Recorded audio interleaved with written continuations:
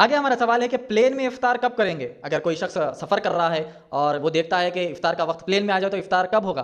तो फतवा अल-लजना अद-दाइमा लिल-बुहूथ अल-इल्मिया वल-इफ्ता, उलमा इकराम का ये फतवा है कि जो कंट्री में आप रहते हैं वो कंट्री के हिसाब से ही इफ्तार करना होगा, वो कंट्री के हिसाब से ही सुहूर करना होगा, वो कंट्री के हिसाब से नमाजें और वो कंट्री के हिसाब से हमको ईद करना है। ये बेसिक रूल और बेसिक प्रिंसिपल है। अब मैं प्लेन में हूँ और इफ्तार का वक्त आ गया तो किस तरीके से मैं इफ्तार खोलूंगा, किस तरीके से मैं इफ्तार करूंगा।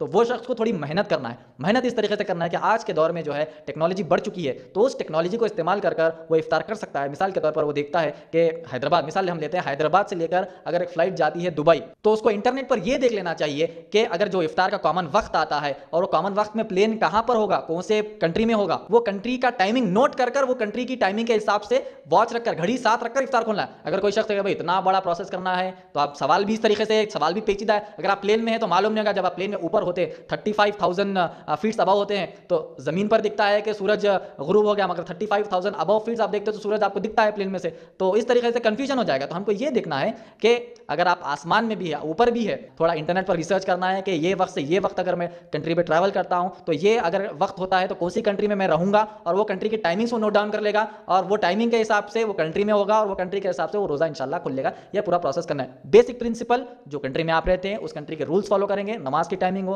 रोजे की टाइमिंग हो, इफ्तार की टाइमिंग हो, सहर की टाइमिंग हो, ये बेसिक प्रिंसिपल है।